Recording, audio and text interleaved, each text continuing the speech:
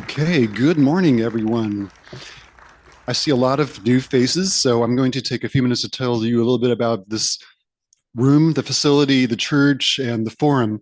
I am Jeff Peckrell, and I am one of three coordinators of the Human Rights Working Group here at the Unitarian Universalist Society of San Francisco. The others are Dolores Perez Heilbrunn in the blue sweater and Melvin Starks, who isn't here today. And yes, and so we have this forum, we call this meeting, which happens before the church service almost every Sunday between September and June. And most of the topics relate to social justice, kind of like this. We do a variety of other things as well. So if we have a YouTube channel, if you're interested in checking out some of the past presentations, a lot of interesting stuff. Next month, we'll be turning more to the environment. There are many, many obvious problems and issues in the world.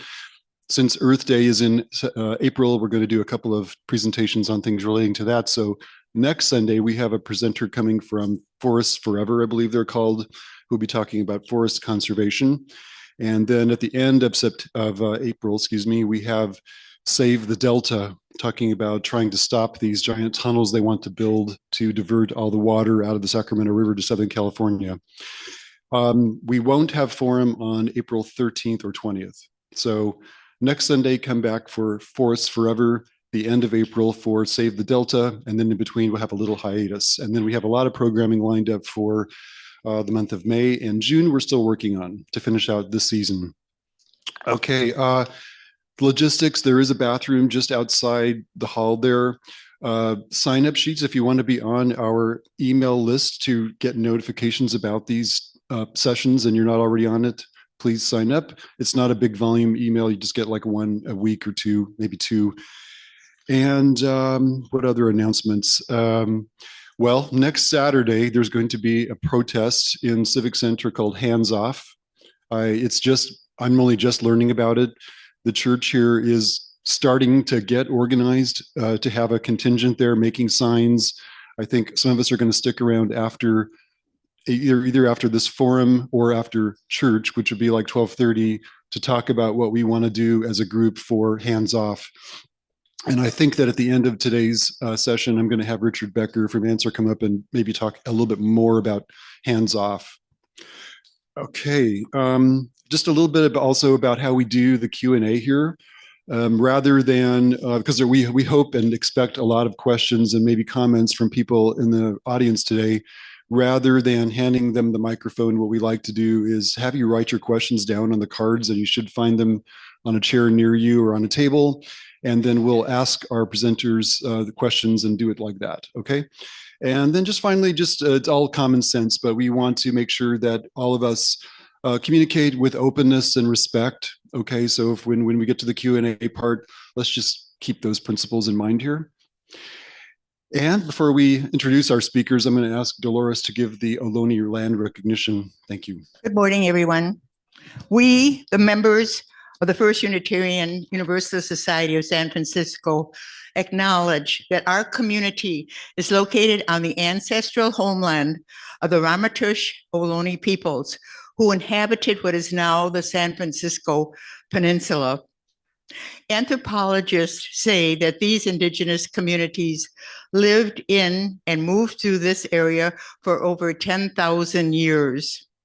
As the original stewards of this land, the Ohlone and other indigenous peoples understood the interconnectedness of all nature and maintained harmony with all of nature for millennia. We honor them now for their enduring commitment to our Mother Earth. Thank you. Okay, we are living in a time of so many crises, right? The news is hard to absorb. They're trying to destroy labor unions, create climate havoc. We're living through a genocide happening in Gaza. The list goes on, right? One of the most urgent things of all is the crackdown on migrants and immigrants in our country. They're trying to demonize them and throw them out of the country. So that is why today's topic is so important. Our speakers today are Jesus Moctezuma and Sanika Mahajan, if I pronounced your names correctly. Jesus is an educator and organizer with the Party for Socialism and Liberation, and Sanika in San Jose. And Sanika is a director of community engagement and organizing at Mission Action, anchor for the SF Rapid Response Network. And they are going to talk to us about how we can fight back and resist this effort to deport our community members who are migrants and from other countries. Okay. So Jesus, would you like to come to the podium now? Thank you. Yeah, thank you. My name is Jesus, as previously mentioned. I'm a English teacher. I'm an immigrant, and I'm also an organizer with the Party for Socialism and Liberation. And, the topic for today is, as you may imagine, a topic that is very near and dear to my heart. It's something that I have experienced personally. And I wanted to take a really brief moment to just kind of like share that perspective with you, to really like ground, right, ourselves in like what our immigrant neighbors, brothers and sisters are currently, experiencing. So, there's this like whole thing, right? When you just see this huge state machine that is coming down on you every day, right? You grow up with fear, ultimately, at the end of the day, right? So I remember vividly being worried, right, about me coming back home from school and like my parents no longer being home, right? Or just the constant fear of, maybe not being able to get an education because of my status, right? And over the years, during the first Trump administration, actually, I feel like it was kind of like a moment of realization for me because I was fearful, but at the same time, I do remember that my college campus hosted like a walkout, and just being able to be there, even though like I wasn't as politically activated, just gave me like more sense of hope. And I saw that fear turn into anger, right?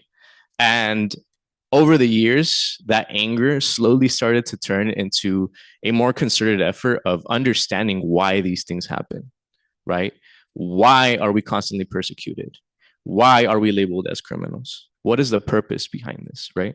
So today I wanted to take some time to, just give like a little bit of a political background, right, of why people migrate in the first place. Because I think that it's very easy for the ruling class to just label us as criminals without really addressing the root of the issue, right? So, I remember growing up, and a shout out to my mom. She's in the back over there, actually, joining us. Yeah. But growing up, like for like Sunday cleaning, we would be listening to like radical music and like Victor Jara, Mercedes Sosa. And, I like really grew up understanding that this country is not my friend, right? And, my mom, my parents, my family, like they would always talk to me about, for example, Tlatelolco 1968, right? Where a US-backed Mexican government massacred thousands of students protesting neoliberal policies in Mexico, right? I also, began to really concretely understand the impacts of why I migrated in the first place, right? Because growing up, I'm not going to lie, I kind of did believe in the American dream. I'm not going to lie, because that's what I was exposed to, just work hard enough, do things the right way, and you too will be able to fulfill this American dream, right? But the reality of that was vastly different, right? And I started to question, well, like, why is it that like even after I see my peers going to college doing things the right way, there's still folks that are getting persecuted, there's still folks that are getting deported, right?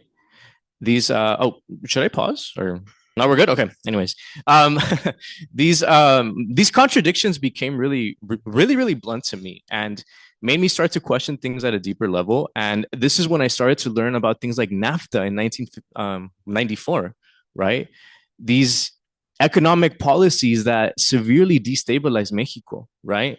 By, like forcing the privatization of things like our petroleum, our water, right? And ultimately driving people to search for a better life, right? And these were all policies that were imposed by the US government on Mexican soil, right? So when I clocked in on this, when I finally understood that's when I was like, oh, okay, so Mexico is not inherently violent. Mexico is not, like um, a corrupt country. I mean, it was, to be honest, but like it's not inherently corrupt. There's a specific reason why these things are happening. And also just like questioning like this whole topic of violence, because that's what we're seeing right now. You know, the ruling class is actively trying to paint Mexico as a cartel controlled government, right? Without exposing things like Operation Fast and Furious, which I kind of want to dive deeper in later. But this was an operation that like really ultimately gave military grade weaponry to the cartels in an attempt to like track them down. So anyways, there's this very clear initiative of the ruling class to categorize us as immigrants, like not only Mexicans, as criminals. So I think of Venezuela, I think of Cuba, I think of Haiti as very clear examples of other, countries that have been deemed as, poor, deemed as criminal, right? And just like us Mexicans, our brothers and sisters from all Latin American countries are also experiencing, this same form of criminalization that ultimately has its roots in U.S. intervention, whether it's military or whether it's economic, right, through sanctions. These are the root causes of why people migrate in the first place, right? So I think it's very important for us to really highlight that, because it's really key for us to understand how this works, right? It goes deeper than them just like wanting to deport us all, right? They want to do this for a reason. So how do they sustain all this, right? First and foremost, I think that it's a fear campaign, really, right?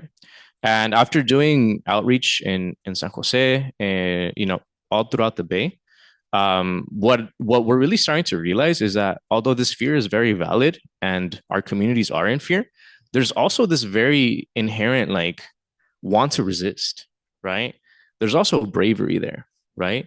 And once we start to unpack that, we start to understand that like ultimately this is a tactic. They want to divide us. They want to keep us separate from each other. They want us to see these struggles as independent of each other, without understanding that ultimately these attacks on immigrants are setting a precedent for what they can do to other people, citizens, And I think that it's more clear than ever when we see the arrest of Mahmoud Khalil, the arrest of Rumeysa Öztürk, right?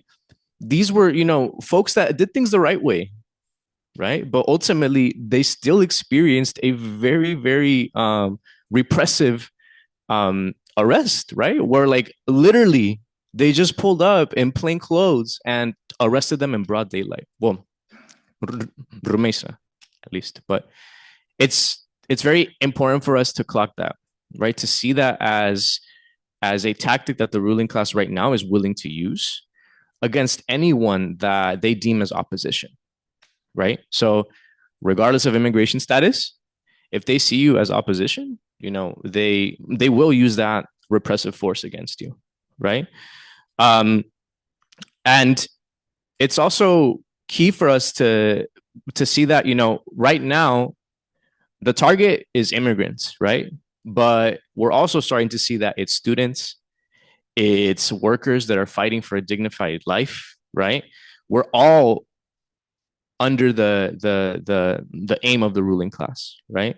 But just at the same, at the same time that we are all targets, we're also all the resistance as well, right? So just like they like want to like come after all of us, at the same time, we are the ones that can defeat them.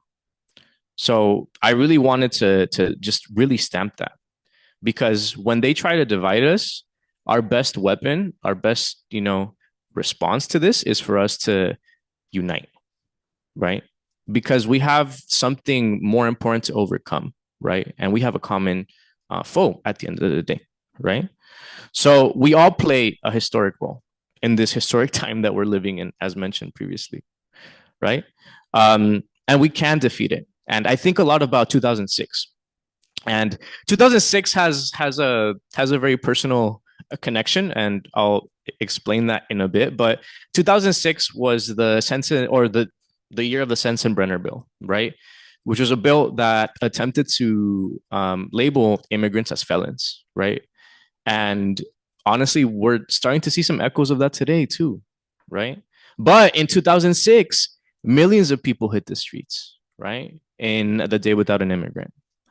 And ultimately, that was the catalyst. That was the reason why this bill was defeated. It wasn't because, like someone in the Oval Office like decided to like, okay, I'm gonna be nice today and I'm not gonna, like do this, It was because the people showed up. It was because millions showed up and protested against this, right? Because ultimately, at the end of the day, right, we are the ones that make history. We are the ones that are the driving force behind change, right? Not someone up there just signing off bills, So with that being said, when I was thinking of this like really huge moment in which like the people really showed our power and flexed our muscle, I thought about that at the same time in 2006, my family was actually immigrating to the United States. And we were fleeing a really big case of corruption, the 2006 fraud in the elections and the Mexican elections, where Felipe Calderon was elected. Felipe Calderon being a U.S.-backed president that ultimately was there to look out for the interests of U.S. corporations, right? And it like really made me realize that like, while it's so important for us to like, defend our people here, it's also important for us to have this very clear understanding of the need to also stand for the sovereignty of other nations, right? Of people that are also fighting the same beast that we are fighting here, right? So it's important for us to also see that the same tax dollars that are currently funding a genocide are the same tax dollars that are funneled to agencies for like government destabilization in other countries, right? And all of this has been happening, right, and continues to happen, whether there's a Democrat in office or whether there's a Republican in office. And that's also a point that I really wanted to highlight today, because we're experiencing a historic time in which, we're faced with the very, blunt realization that both parties represent the interest of the rich and corporations, right? So it's like, what are we to do now? We have to do something as people, as workers, as students. It's important for us to understand that the US ruling class is not going to look out for our interests, right? They have their own interests that they are focused on. So we need to get organized. And what that looks like, what that has been looking like is really incredible to see. Something that I always talk about and I always am reminded of is Tom Homan's comments on CNN. I don't know if y'all listen to them, but this was like a month or two ago.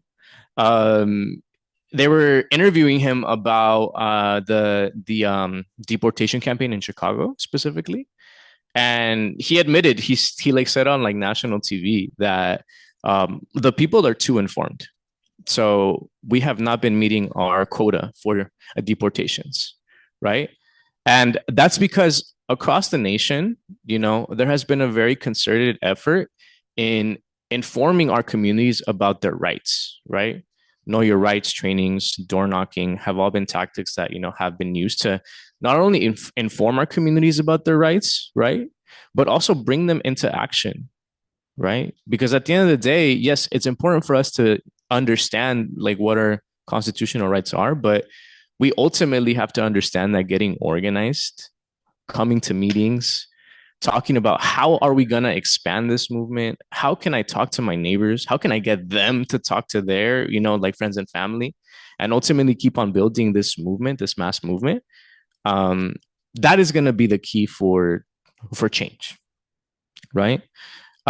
So it's really key for us to see this as like the ruling class being like, hey, honestly, y'all have been doing a good job, and sort of admitting defeat, It's important for us to see that, because even though, yes, they are coming down on us with full force and are using really despicable tactics against us, we have also shown that we are more than capable of responding and fighting back and winning, you know? So here in the Bay Area, and, Sanika is going to talk a little bit more about, what those local efforts have been looking like. But we've been having weekly outreach meetings. Every week we meet with community members, with partner organizations, right? To have things like Know Your Rights trainings, where we help people not only know their rights, but also when ICE is in town, right? We support efforts in training them to make sure that they're able to respond, right? To show up. There's rapid response networks across the Bay Area where you can just call up real quick, and rapid responders are dispatched to the location to record ICE, and to not only record them, but also make sure that the person that is being affected is able to receive legal support afterwards, right? So that has been one of the things that we have been doing actively to really make sure that week in and week out, we are organizing the people. We are actively, trying to build up networks of support, right? Because at the end of the day, it's going to take all of us. It's going to take all of us to defeat the right-wing agenda. So I'm really glad to see all of us here today. And I just really wanted to emphasize that the time is now, right? The time is now. We are not only seeing, U.S. hegemony crumbling outside, but in here, like, we're also starting to see a very real crack in the ruling class, right? So it's important for us to see this crack and take advantage of it. So now more than ever, it's important for us to talk with our neighbors, bring them out to organizing meetings, activate them into struggle, because ultimately we are the ones that are going to defeat the right wing, right? So with that being said, I can go ahead and pass on the mic to Sanika to talk more about the local efforts. Thank you so much. All right. Good morning, everyone. How are you doing? It's so great to be here. Thank you so much for having me, and really great to speak alongside Jesus, who is an incredible organizer. We are really at a crossroads at this moment. While the ultra-right billionaire agenda is playing out at a national and federal level, it is also continuing to devastate our communities here, locally in the Bay Area and in San Francisco. It has some different faces and a different tone, but it is nevertheless raging against the working class and exploiting us continually to keep putting profit in the hands of a very wealthy few. And we're at a moment now where we can either put up an effective fight that can win back our rights and end these attacks, or they're going to continue and worsen. And we must choose to fight back, just like Jesus said. And moreover, we must build a very united movement and a very sharp analysis of what's happening here on the ground that can pull people in. So that being said, I think it's very critical that in addition to understanding what's happening at a national level, we also pay really close attention to what's happening locally in San Francisco and the Bay Area. Because the current federal administration and Trump are running an all-out offensive warfare on the rights of the working class and every aspect of working class life. But this is also emboldening so-called liberals here in California and in the Bay Area to continue acting their long-held dreams of cracking down on our rights as well. And this isn't the first time this is happening. From the homelessness sweeps ordained by Governor Newsom last year to slashing community programs that even happened under Mayor Breed before our current mayor, Lori, this was already in the works and has been for several years. I want to start by talking a bit about immigration and what that does look like locally here in San Francisco. So Trump's promises of mass raids and deportations that he's been making since the campaign trail have luckily not yet manifested here in San Francisco. However, there have been a huge uptick in the series of targeted individual arrests that we're seeing and increased ICE and DHS presence all over the city. Additionally, the Trump administration is trying to turn the Dublin women's prison, which was shut down a couple of years ago after severe accusations of abuse and neglect and mistreatment, into a federal detention center. Yeah. We do not want any more prisons or detention centers here in the Bay Area, or really anywhere in the country. The reason that center was shut down was because of mass abuses, and we have no reason to believe that it would be anything less if it was reopened.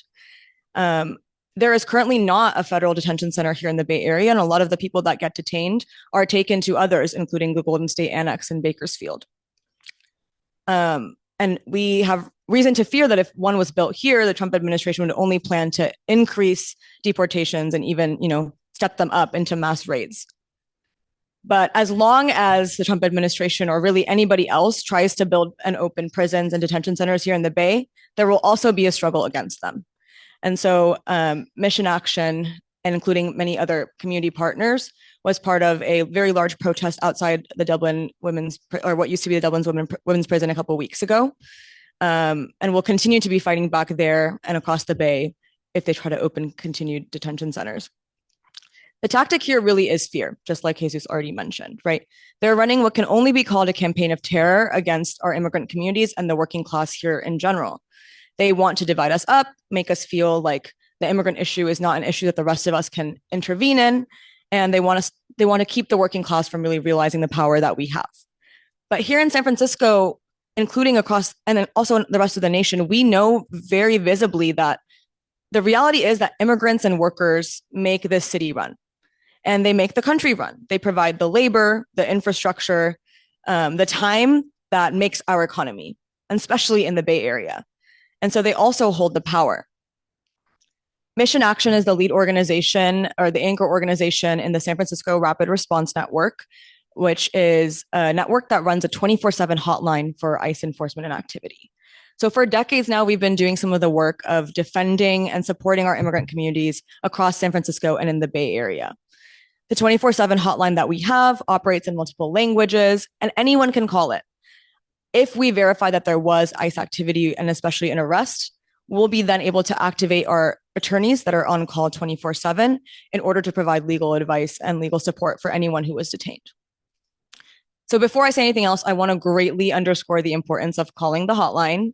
I'm going to say the number, and we actually encourage everybody living in San Francisco or who comes to San Francisco for work or school to save that number in your phone. It applies to San Francisco alone, but if you live elsewhere in the Bay, there are other hotlines. If you can't find those numbers and you call this number, they'll refer you. The number is 415-200-1548. I'm going to repeat it one more time. 415-200-1548.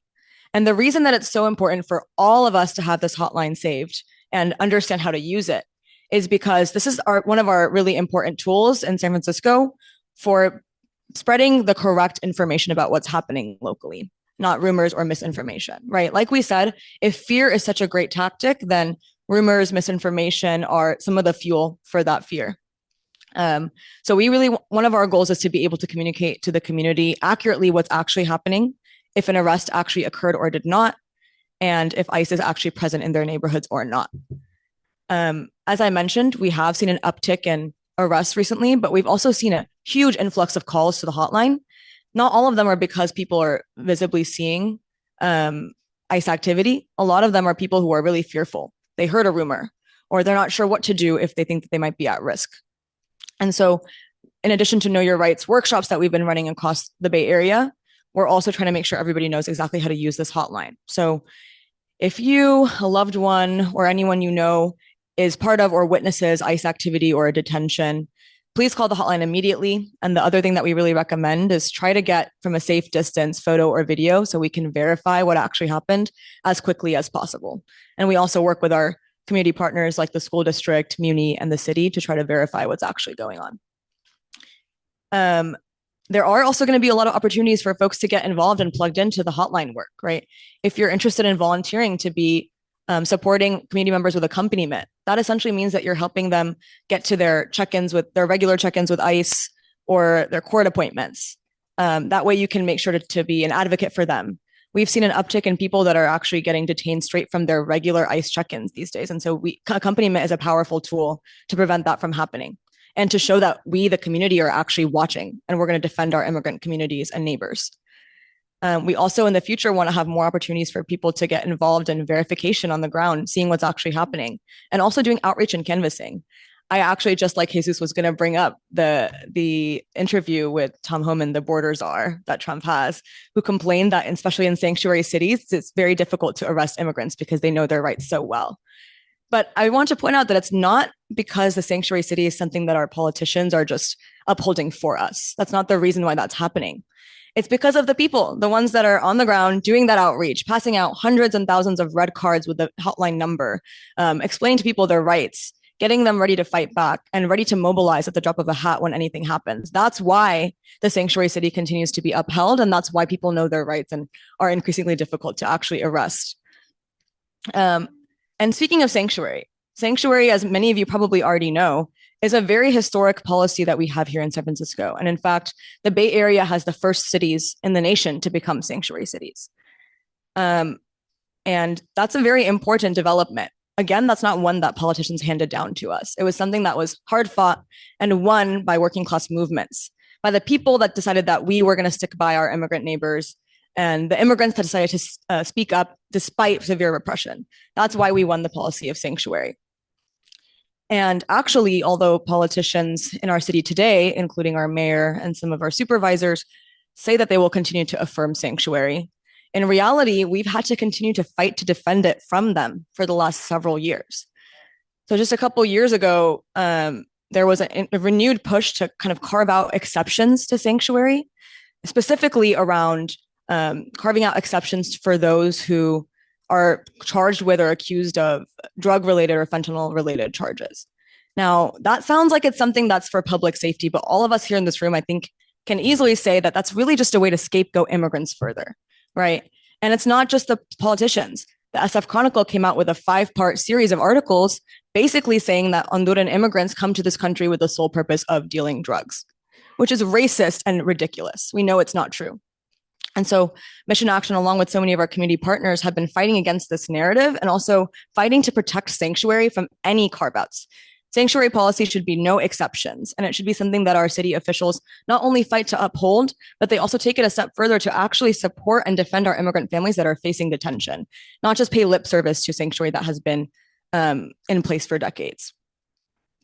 And really a large part of this is that we need more people in the movement, right? We need volunteers for accompaniment and for verification, but we need more people in the movement. Like we've been saying, the tactic of fear is being stepped up. And if not even legal residency and visas can guarantee safety, then we must really rely on the strength of our movement to be our security. It's critical that we cannot let this moment deter us or scare us off, no matter where we come from, our background, our status. Yes, we need volunteers. We need people who are ready to be mobilized at any call when the moment comes. And we need people who are able to speak clearly and sharply to their coworkers, to their neighbors, to their friends and family about what's happening in the country to immigrants and to workers. But not only nationally, also very importantly, it's important that we can speak to what's happening here locally. And I want to speak a bit more about other ways that we are seeing the local situation play out and how we can fight back. And although not all of them are directly related to immigration, you can see that so many of the ways the billionaire agenda is playing out locally will impact immigrants amongst other marginalized communities the most. So against the backdrop of this, ostensibly progressive city of San Francisco, Mayor Lurie, who is the extravagantly wealthy heir to the Levi Strauss fortune, a billionaire heir himself, has aligned with the right wing on so many fronts, right? Despite being a Democrat. Just a few days ago, Lurie unveiled his Breaking the Cycle executive directive, a not democratically decided directive. And it's a program that's designed to essentially intensify police involvement in health crisis response, intensify policing of communities experiencing homelessness and displacement, many of whom are immigrants, while also axing and slashing funding to life-saving harm reduction support. Shame. That's something that we cannot accept and we must firmly oppose. It's also a blatant display of hypocrisy by Lurie. He campaigned on ending homelessness. In fact, he sent out 2 or 3 mailers every single day to households across San Francisco, which, as we know, cost him millions of dollars, money that he has to spend. And instead of actually ending homelessness by providing people with housing, he's continuing to police our immigrant and working class communities that are experiencing homelessness. He also is failing to address the root causes of homelessness in the city: stagnating wages and unmet basic needs, coupled with out of control living costs across the city and the Bay Area. It's also very transparent how hypocritical this is, because even though he's claiming to work to end homelessness through this plan or program, he's simultaneously reviving San Francisco's pre-pandemic length of stay limits, which are essentially going to mean that hundreds of families, many of them with elementary school age children, many of them immigrant families, are going to be in the streets again because they no longer have shelter beds. And there's really no concrete plan as to how he's going to get them into shelter again. And we know that shelter and eventually stable housing for all, regardless of how much they can pay and their immigration status, is what we need. And housing needs to be first. And it can't be contingent on whether someone is anything else. And so we can't have people, even who are on the streets and involved in drugs, that can't be a reason to not give them housing, right? Because we know that the housing crisis and the drug crisis are interconnected, and that root cause of all of them are the exploitation of the working class in order to put profit in the hands of a few. I also want to talk a bit about the upcoming budget cycle. So every year at this time, or around this time, the mayor's budget, or the so-called mayor's budget proposal, is announced. For the last several years under Mayor Breed, city departments were encouraged to slash their budgets, all except for, a couple. You might be able to guess: the police. And community programs faced severe cuts, and some were cut entirely. And that's all kinds of community programs to support immigrants, programs to support workers from wage theft, programs to support tenants, child services, and so many others. And we're expecting another very harsh budget from the mayor this year in April and May. But we know the reality. This is not actually the mayor's budget, right? This is the people's budget. It's our money. It's our tax dollars that are going to fund services and what's happening in this city. So we should get a very direct say in how that happens. And although we can expect that Lori's going to continue this austerity budget cycle, he's also going to ask for something like $61 million in extra overtime for the police. And we've seen that he's been using that already to place, big police camper vans in the BART plazas in the Mission. And all that's doing is increasing policing on our communities, cracking down on street vendors, who are the heart of the Mission and one of the most important ways that immigrant communities can sustain themselves. And, just scapegoating immigrants further for issues that, like we've been saying, are really at the hands of the billionaires. So how are we going to fight back against all this? Like we've been saying, the federal administration and our local politicians are enacting, continued warfare on all fronts against the working class. And it's really meant to make us feel powerless, make us feel like we're immobilized. But that's not the case at all.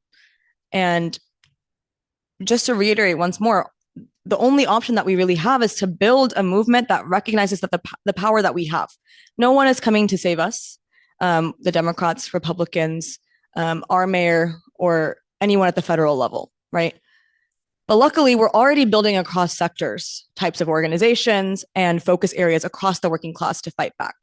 We've already named a few ways, and I'm going to share some more.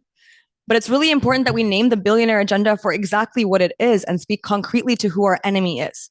Our enemies are not immigrants who are undocumented or documented.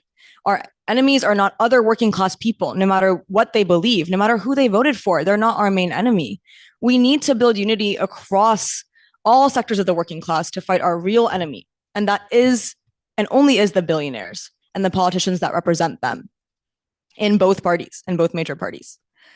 So I want to share some of the ways that we're going to be fighting back in the upcoming weeks and months.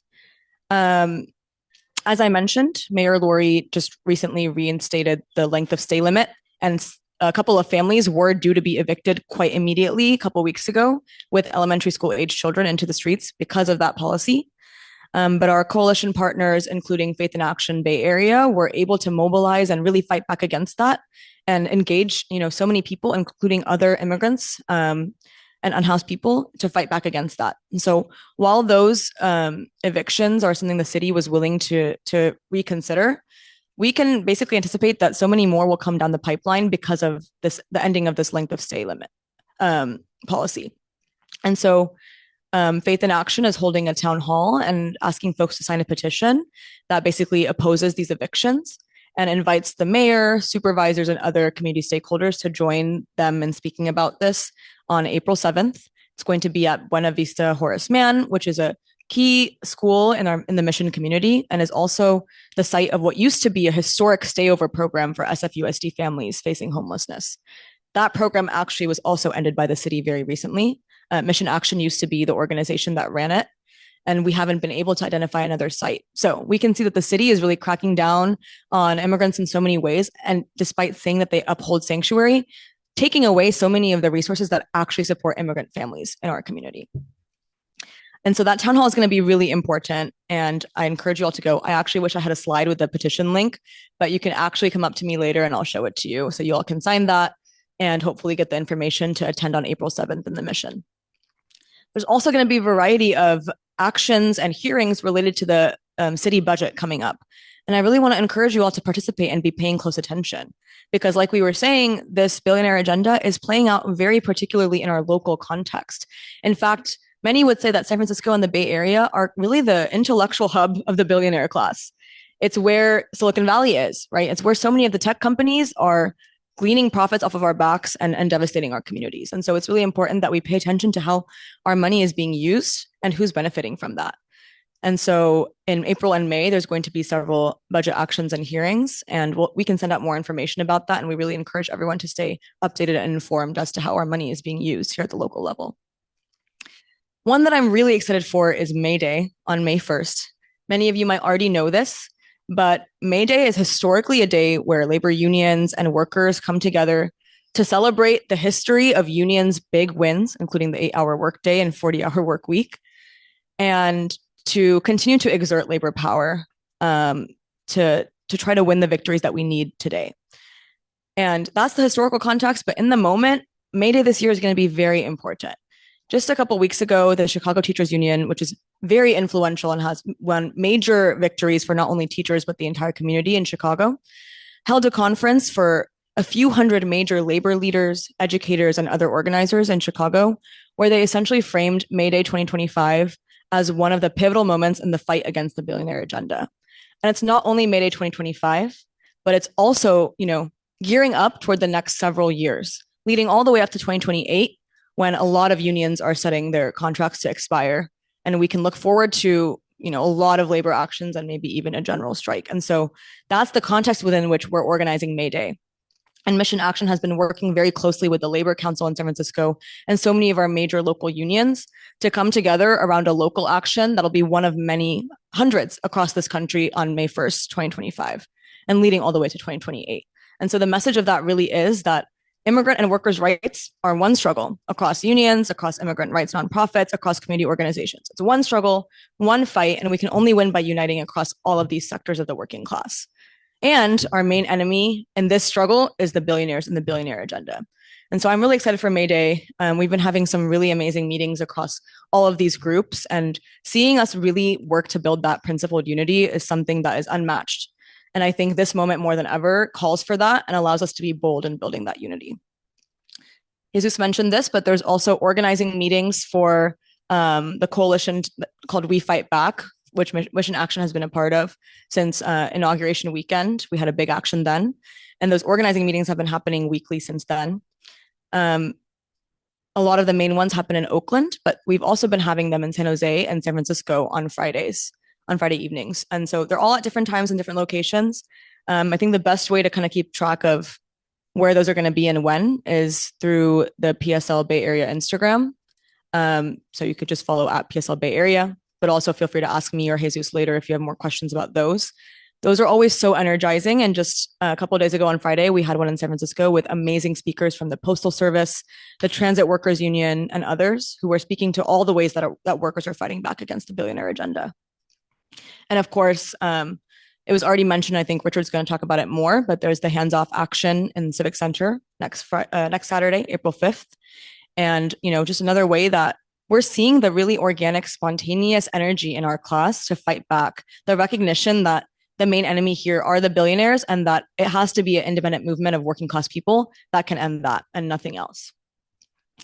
I want to end by saying that we're undeniably in challenging times. I'm not going to sugarcoat that. Things are getting very difficult for working class people across the country and definitely including here in San Francisco.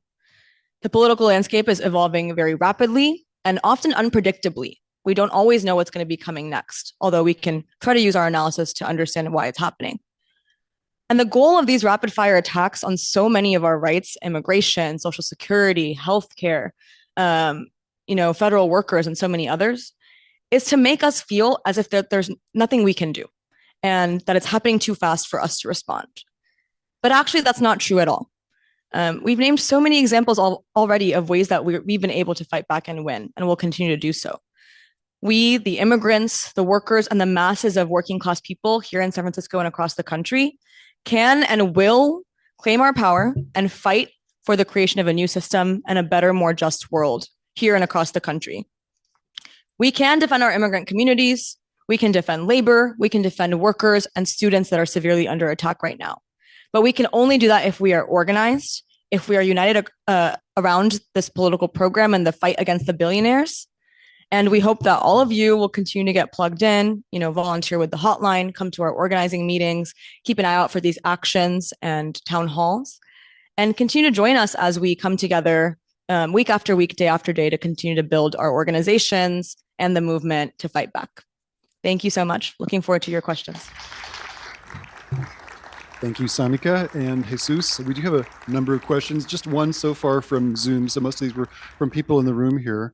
You'll probably want to come back up and answer them.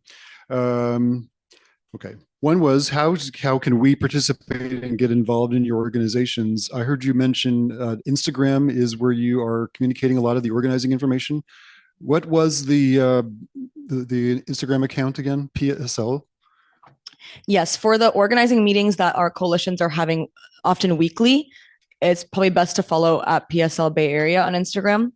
Also, to get involved in volunteering with the hotline for accompaniment, for verification, and other activities that you can support with, you can follow at Mission Action SF, and we'll have a lot of that information there as well. Okay. Now we have a couple of questions that are related. Yeah. How does Mission Action have a plan to address homelessness and drug addiction in San Francisco? And then there was a related question about that Chronicle series on Honduras. I'm finding that on the deck here, but would you mind starting by what is Mission Action's sort of position on homelessness and drug addiction in San Francisco, which is admittedly a huge issue, right? Definitely. Again, the root of the crisis is the fact that we are giving tax cuts and tax breaks and basically allowing billionaires to continue making profit and taking that money and resource away from the possibility of actually housing people, right? So Mission Action, like I mentioned, used to be the organization that ran the stayover program at Buena Vista Horace Mann, which was a stopgap for so many potentially unhoused families in SFUSD that then had the opportunity to live somewhere and look for stable housing. We also have several other shelter and residence programs for vulnerable communities. And so beyond just fighting for those programs to continue being adequately resourced and funded in this year's budget cycle and beyond, we also want to advocate for policies that actually house people long-term, right? So we're going to definitely vehemently oppose the idea of reducing harm reduction in favor of ending homelessness. That's not something that actually works, and that's been proven. Housing first is the best way for people to actually get the resources that they need to be able to overcome any kind of drug addiction or mental health crisis that they might be facing. And again, the main cause and root of all of those issues is the fact that we're giving billionaires tax breaks instead of actually funding housing and resources. And as the city budget cycle comes up, like I mentioned, we want to pay really close attention to who they're giving tax breaks to and who they're funding, like the police department, while they slash funding to our community programs. And that's going to be a really big focus of ours in upcoming months. In terms of actually addressing some of these issues beyond the harm reduction work and that we do, and also shelter programming that we have, we want to continue to engage in organizing around things like increased rent control, things like affordable housing, You all might have heard, but in the Mission on 22nd and Mission, there is an empty lot that used to be an affordable housing project. In, I believe, 2015, it burnt down, and the landlord was very likely responsible for the negligence that caused that fire and killed someone, as well as displaced so many of those tenants. And now the landlord is refusing to turn that lot over to the city for affordable housing and is instead trying to sell it for 180 luxury housing units, and only a very bare minimum legal amount of which will be affordable housing. And so many of the tenants that used to live there before the fire can't come back. And that's a struggle that we're going to continue to be keeping an eye on and participating in as well. Because we can't allow that to happen, and we can't allow landlords like that to be exploiting our communities in the Mission and beyond. Really. Here's the complementary question. It's more on the supply side of the drug problem. Can you please talk more about your position on drug dealers and protection from them, I suppose is what the protection means. Also, comment on the SF Chronicles report on Honduras and why it was wrong and racist. Yeah. So the SF Chronicle, like I mentioned, I believe this was last year, released a 5-part series essentially detailing all the ways in which Honduran immigrants, starting when they live in Honduras and coming all the way here, are only coming here really for the promise of drug money. And that is incredibly racist and a caricature of what actually is happening to immigrant communities. Jesus gave a really detailed and clear profile of why people actually migrate, right? And that's what's happening. They're facing incredible violence and economic destitution in their own countries, also caused by the very same billionaires here that are, globalizing our economy and exploiting communities abroad. And so that's the real reason people migrate. It's not because they're just looking for flashy cars. And that's literally something that the Chronicle article said. And I think is really ridiculous and extreme minimalization of the situation. And we can see how articles like that in our mainstream media are setting up politicians in our city to, carve out exceptions to sanctuary, to underhandedly support the deportation machine, even though they claim to support sanctuary. Yeah. If I could add really quickly to that, I think that it's really important for us to really unpack, like this whole stereotype of like the drug dealer and really address the issue at the root. And I think that we can look at Mexico as an example, right? A country that is continuously portrayed as drug dealer or like cartel run, right? Their new progressive government has actually shifted their focus towards providing robust social programs to the population, right? That has reduced violence, that has reduced the kidnappings, reduced the murders, right? And, it's a more concrete way of actually addressing the issues that workers and regular everyday people face, right? Rather than giving billionaires tax breaks, right, that only exacerbate violence, we can look to that as an example, right, of what we can do in order to actually address the issue of violence and drug dealing at the root, right? Because if people, didn't have to worry about, paying rent, didn't have to worry about, being overexploited at their job, they would not resort to, things like drug dealing to begin with, right? So I just really wanted to provide that example. Mexico is doing a great job in actually addressing this issue at the root. Okay, here's a question for Jesus. You mentioned seeing a crack in the ruling class in your comments. Can you give some examples of that crack, what you're seeing there? Yeah, 100%. I think that, right now it's very clear that Trump is sort of deviating from the standard way of addressing this issue. And what I think is for example, we don't really get told that Biden, for example, he deported many more people in his term when compared to Trump's first term. Right. So these things were still happening. Deportations were still happening. Right. But very much undercover, right? So what I mean by the crack is right now, the Trump administration is taking a very blunt and a very, forceful route, but the ruling class has another more low key route, more I guess acceptable way of doing things, and that is creating a crack. We can also see it, for example, with Trump's response to Ukraine, right? The liberal class was very much for this war and continuing to fund it, but Trump is breaking away from that, right? So just seeing this crack shows us that even they can't really, figure out what the best approach is going to be. So we, as the working class, really have to take advantage of this moment and really highlight the contradictions, right? and yeah, just unite people in this movement. Thank you. This could be for either of you because it has a local dimension as well as a national one. How can we integrate our struggle for the liberation of Palestine with our defense of our immigrant community? Also, what media resources would you recommend to help us keep informed about these considerations? Okay. Yeah, I want to speak to the recent really kidnappings that we've seen of students, many of whom are implicated because of their activism around Palestine. Mahmoud Khalil, Laka Cordia, and many others in recent weeks. And we can see that the Trump administration and Marco Rubio are threatening to do so over and over again.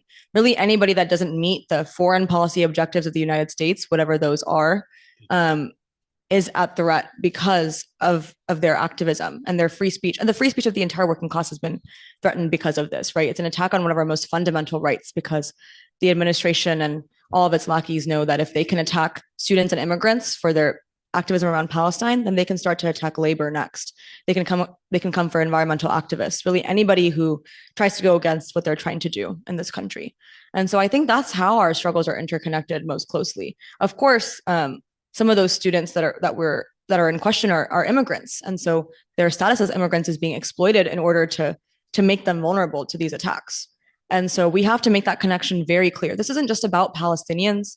It's not just about immigrants. It's not just about students. It's about all of us, because if they can level these attacks against these students for fighting for Palestine, then who's to say that they can't come for the rest of us next? And who's to say that any of our statuses really protect us? And that's why I was saying that one of our most important tools is to continue organizing around this, right? To help people understand their rights, know about the hotline, but also to help people know how they can mobilize at the drop of a hat when it's necessary for our communities here in the Bay Area and nationally. And I think also, it's very obvious that the money that we need in our communities is instead being sent abroad in many places to bomb others and to kind of carry out these quote unquote foreign policy objectives that really only serve the wealthiest and don't serve any of us. So that's another, yeah. And, our money is also going to cops here. And so we can see how that is very contradictory. And that's how our struggles are really connected. Yeah. And if I could add a little bit to that, I think that the most blunt example for me is realizing that the same surveillance systems that are used by Israel on Palestinians are the same ones that are used at the border with Mexico. Right. So this is all very intricately connected, and we really need to highlight that in order to bridge those gaps between the struggles that only benefit the ruling class. Do you think folks in the immigrant communities here are making that connection and seeing that? Yeah.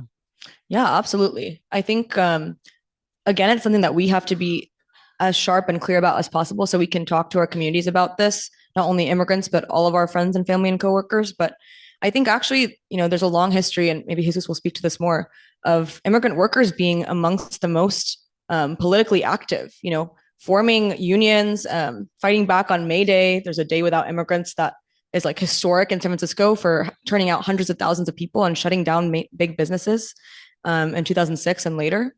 And so I think it's actually, maybe a misconception that the ruling class has, that the immigrants in our country are not going to fight back or don't know how and can't make these connections between our struggles, but they really can. And in fact, in many ways, our immigrants are the people that are making those connections the most organically, because they've experienced the entire thing, from the way that they're forced to migrate at the beginning of their journey into the US, and then the way that they're treated once they get here. And they can see the connections between all of these things in many ways. And of course, it's on us to also continue to organize and speak to our communities about this, to turn out more and more people to understanding how this is happening. Yeah. I really want to bring up a very important example. I think, when the historic fires happened in LA, for example, there was like a severe negligence on the side of the city, right? And like responding to these fires. Who are the people that pulled up? Immigrant communities, right? They organized and were able to actually, provide aid and like support each other, clear up any debris, right? They were the ones that responded first. So our communities are more than able to really defend and organize ourselves, and start to really build up a movement that can respond effectively to the right wing agenda, and we've done it in the past too, as mentioned previously. So. What cost per month is considered affordable housing in San Francisco? Can you repeat the question? What cost per month for rent is considered affordable housing in San Francisco? That's a good question. I actually don't know the answer to that off the top of my head. Okay. Here's another comment. And this was from Zoom, getting rid of cash toll booths is a way to hurt immigrants and working class people, and also to accelerate the accumulation of personal data for use in monitoring systems. That was a comment that someone made. No need to respond necessarily to that one. I just wanted to share it for the room. Okay.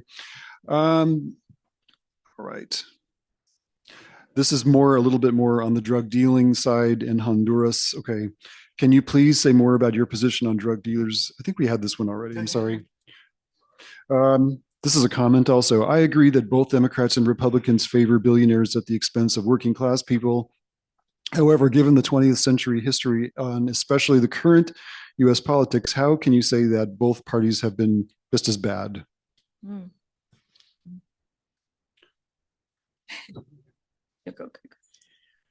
Yeah, definitely. I think that there's multiple examples, but for me, honestly, like the one that really stood out in like recent times was Roe. The Democrats had ample opportunity to really codify this as a right, ample opportunity. However, that was, really quickly exposed as like, just sort of like a trip that they used to then get people out to the booths, to vote for them. But, they were more than able to make sure that women had access to this vital healthcare. But, that wasn't something that they were willing to compromise on, right? Or recently, Harris, right? Just like aligning, with like right-wing talking points on immigration. Like she was like, I'm going to come down on immigration, right? She was sounding like a right-wing candidate to me, like a Republican to me, honestly, right? And she also has a long track record of incarcerating folks, right? So I think that, it's very important for us to see that as, them aligning on an agenda that, again, benefits only the interest of the rich. Mm-hmm. She was essentially silent about the genocide in Palestine as well. Can I add something really quick? Can I add something really briefly? Please. I just wanted to talk a little bit about immigration as well and how everything that's happening now under the current federal administration, which is of course atrocious. And like we've been saying, we're living through a very challenging period for immigrant communities. It was all set up by previous administrations as well. Like we've had several presidents build detention centers. It was years ago in 1996 under a Democratic president that some of the most influential immigration bills were signed that now allow deportations to happen. And so I think the way that we're seeing things play out now is very particular. It is very challenging, but it can't be said that it's only due to one person, one administration, or one party. It's been something that's been in the works for decades, honestly. And so many different administrations and both parties have participated in it in various ways and have allowed us to come to this moment where we're seeing severe threat to our immigrant communities and even those who have documentation status. And I think the point that we've been trying to make is that the only way for us to really fight back is we can't really rely on any particular politician or either party to come save us. And we have to build a movement that is people focused, that is really grassroots, and that brings together people from all across the working class to really realize our power and unity against, the billionaire class. Sanika, you mentioned the hotline that Mission Action runs to report ICE activity. Is there a website that tracks ICE actions in San Francisco? There's a lot of rumors happening. Yeah. You hear things, you're not sure if it's true or not. Where can we go for good information about that? That's a great question. Again, I think I would recommend following our Instagram first, Mission Action SF. And we're working on setting up a hotline Instagram as well as more updated website information. And all of that will be on the Instagram once it's updated. We're also trying to get, a system for potentially communicating with community members over text blasts. And so it's still in the works. And I think for now, Instagram is the best place to go. Or you could go to our general website, missionaction.org, and all of that will be updated once it's up and running. Again, like a good reason to remind everyone that we have to keep funding community programs in order for them to actually work and to have the resources that we need to make them effective. And instead, we might see that they're getting slashed, not just immigration, but many others. And so, just another reminder that if we actually want our systems to be effective, it's not just about, us as nonprofit staff making them work. It's also the fact that we have to fight for the city to prioritize these things over policing our communities and using our taxpayer money in the right way. Yeah, Mission Action sounds like a great charity to support. Can you tell us 2 or 3 talking points to inform people of their rights? Great question. First of all, you do not have to open the door to ICE, whether it's a building that's run by staff or it's somewhere where immigrants live, residential office building, doesn't matter. You don't have to open the door. ICE needs a warrant signed by a judge in order to make an arrest. Oftentimes, they don't have a warrant or they have one that's not correct, not signed by a judge. And they'll use that to trick people into identifying themselves, opening the door, or giving themselves over to arrest. You don't have to end up speaking to ICE. You can just say you would like to speak to your attorney, or that you don't want to answer the question. You can also ask, am I being detained or am I being arrested? And if the answer is no, we're free to, you can say, am I free to go? And you can leave. That's something that we try to remind everyone of, because oftentimes ICE is trying to trick people into identifying themselves and giving themselves over for detention, even when there's no active warrant or no ability to. And of course, we've been seeing that people are actually, especially student activists in this moment, are being kidnapped, often without warrants and by plainclothes ICE officers. So again, the best security that we can have is in the strength of our movement. But these are things that we want everyone to know, because we don't want our community to be self-deporting or kind of like interacting with ICE because they're in a kind of out of fear, right? Actually, like staying as calm and aware of your rights as possible in these situations is really critical. And we've seen, like we talked about with the interview with Tom Homan, that's actually been working. And again, the last thing I want to say is call the hotline. If anything happens, call the hotline and try to get evidence on video or photo so we can verify. Can you give more details about April 7th?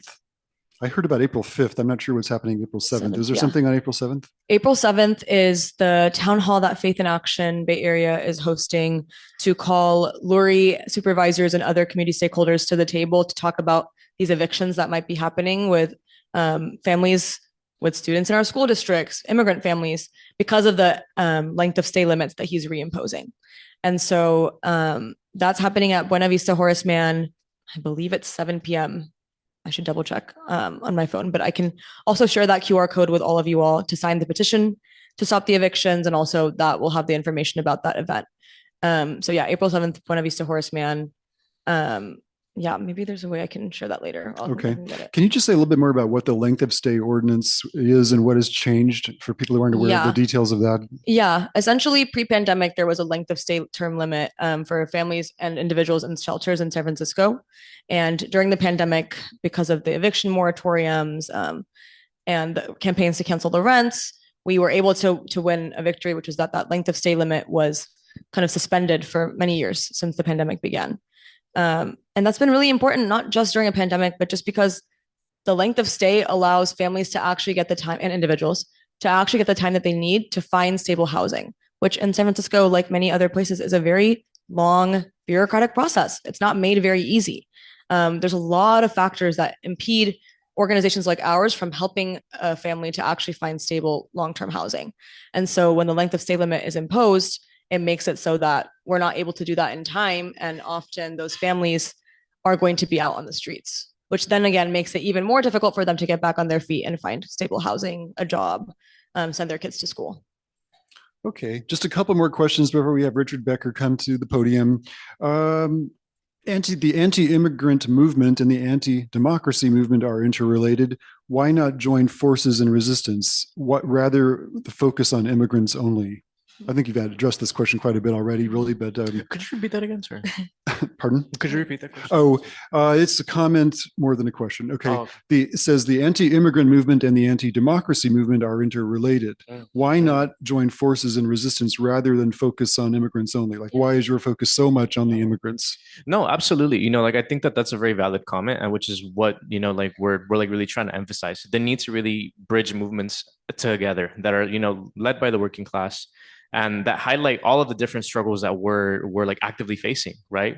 Whether it's the LGBTQ struggle, right? Whether it's workers' struggles, right? Whether it's the immigrant struggle. We really want to bridge all of these struggles together, because at the end of the day, this right-wing agenda is coming for all of us, right? And this is why we keep on emphasizing this, right?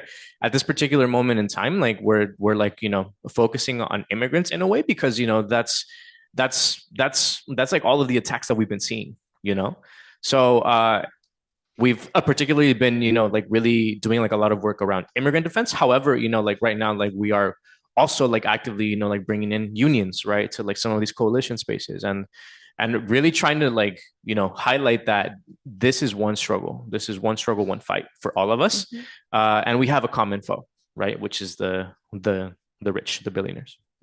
Okay, our final question comes back to some of the comments you made early, Jesus, about how neoliberal policies are really the root cause of so much of why the migrants are coming here, right? So this is a very focused question on that. It says, can you talk about the role of the Obama administration and the Honduran head of state who was taken out? And what was that? Just tell us about that whole situation and what that represented and what happened. Yeah, sure. I like know a little bit. Maybe Sanika, you might know some more. But Manuel Zelaya, he was a democratically elected president of Honduras who attempted to, introduce social reforms, very mild social reforms in Honduras, right? And that wasn't necessarily something that the Obama administration, particularly Hillary Clinton, was very fond of, right? So there was a very concerted effort to overthrow him, right? Through like a color revolution, and using like State Department agencies like USAID, to like really support oppositions to Manuel Zelaya, that ultimately did result in his overthrow. And I forget the name of the president that came afterwards, but he was convicted of like drug dealing. So it just kind of like highlights that these regime change operations are ultimately in the interest of U.S. hegemony and control over Latin America, over the global South. Yeah. Okay, thank you both.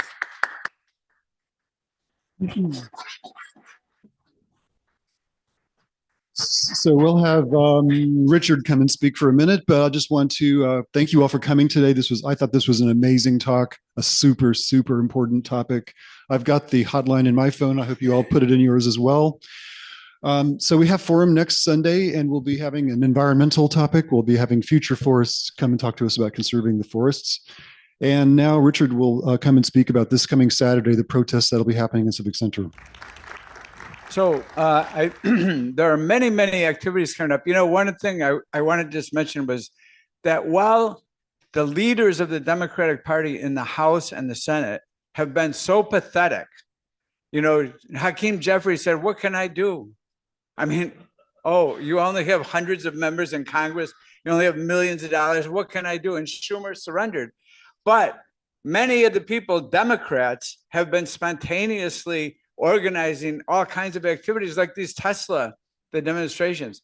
And what's coming up, and I won't take a long time, is so many different things. And you should really, if you like, there's a sign-up sheet on the table in the back. Sanika mentioned the PSL Instagram account. You can get on it by signing up here today as well. But there's the April 5th is called by Indivisible, which is very much part of the Democratic Party. And we salute everyone who's taking action to fight back. That's going to be, the one here is going to be at 1 p.m. at Civic Center on Saturday, April 5th. The same day, there are going to be similar demonstrations all over the country. They have many different themes or many different emphasis. There's also going to be on April 5th in Washington, a national march for Palestine to end the genocide, which has reached a level never before seen. We have to say that at least since 1948. There's the town hall meeting that Sanika mentioned that's going to take place is at April 6th, April 7th at Buena Vista Horace Mann. Those activities are getting a lot of attention in the mainstream media from all over the country. So that's another, there's just so much that's coming up. And May Day, the May Day Coalition that Sanika mentioned is really a different coalition this year, with really very strong participation in unions. That'll be in the afternoon at 4 o'clock at Civic Center, but also in the morning, there's going to be walkouts in the schools that we are hearing about. We're not organizing them, the students are organizing them. So there's a great deal coming up. You can pick up flyers on the back. And April 24th, there's going to be a march in Sacramento to abolish PG&E, take over PG&E. So there is so much coming up. This is the people's fight back. And, you know, we have to do it. We really have to do it.